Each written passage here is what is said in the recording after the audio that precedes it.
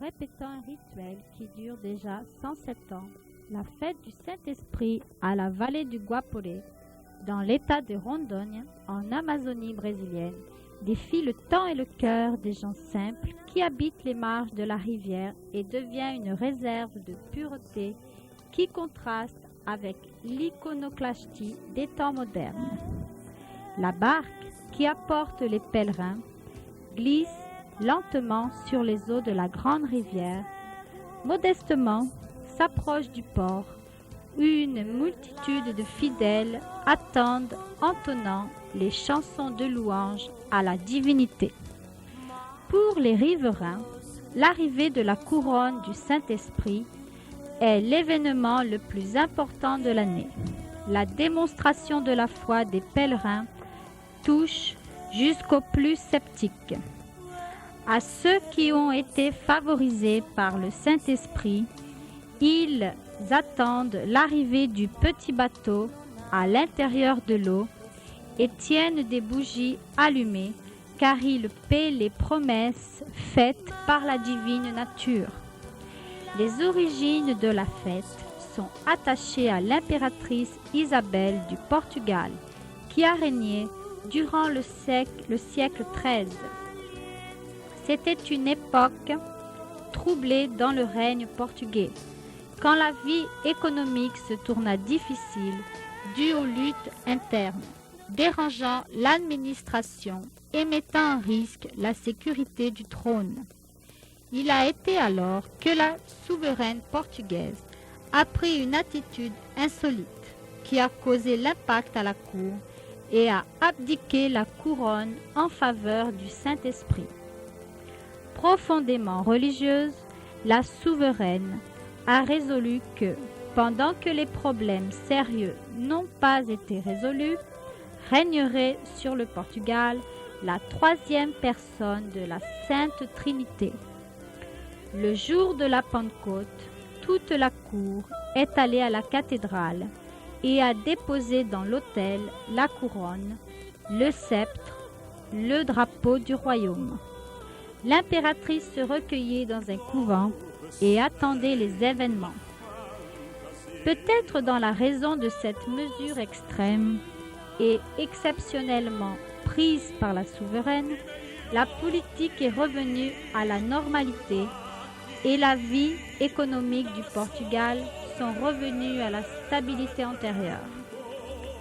Tous les ans alors, l'impératrice répétait, en ce jour de la Pentecôte, la cérémonie de la consécration du règne au Saint-Esprit, en action de grâce pour le bonheur et la prospérité du Portugal. Dans le Val du Guaporé, chaque année, les mêmes rituels se répètent, avec l'arrivée de l'étendard, du sceptre et de la couronne, et tous les fidèles se sont prosternés pour saluer le Saint-Esprit. L'empereur et l'impératrice, c'est une tradition qui passe de génération en génération, ayant des familles impliquées dans le rite depuis que la couronne est arrivée pour la première fois au Val. C'est un événement qui unit les communautés riveraines et il intègre les cultures des Noirs, des Indiens et des Blancs de la Bolivie et du Brésil.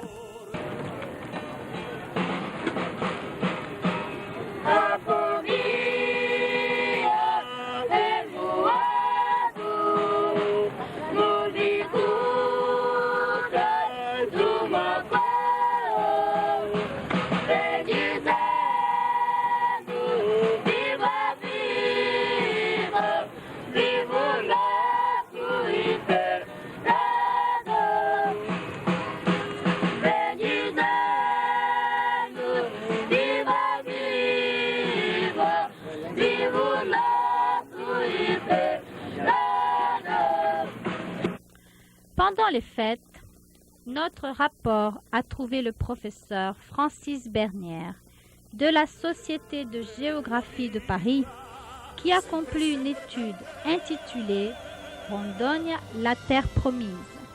D'après le professeur, Rondônia est aujourd'hui le front de pionniers plus actif du monde et il a comparé dans son travail les pionniers aux Hébreux qui ont accompagné Moïse dans le désert à la recherche de la terre promise. Mon travail, c'est de continuer ce que les membres de la Société de géographie qui m'ont précédé, c'est la première société de géographie créée dans le monde.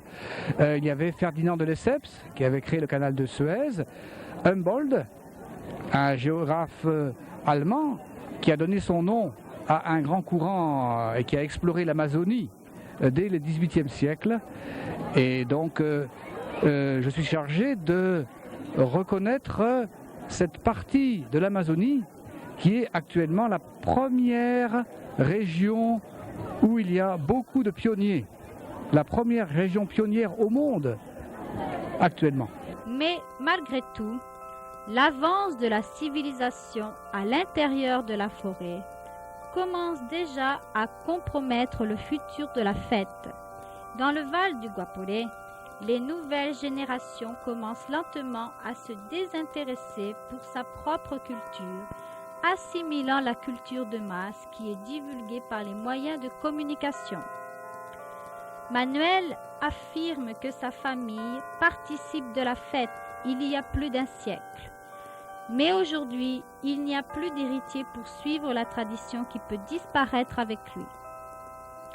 Chico Território, le vice-maire de la ville de Costa Marques, affirme qu'au long des années, le nombre de pèlerins qui participent au rituel du transport de la couronne et du sceptre vient en diminuant chaque année.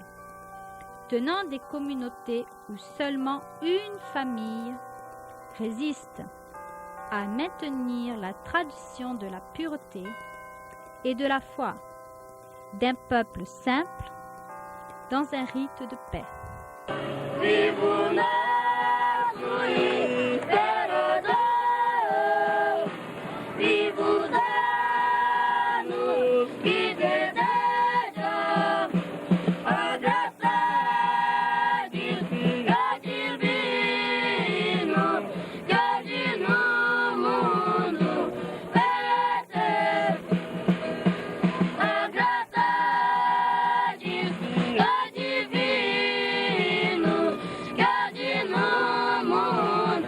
Yeah.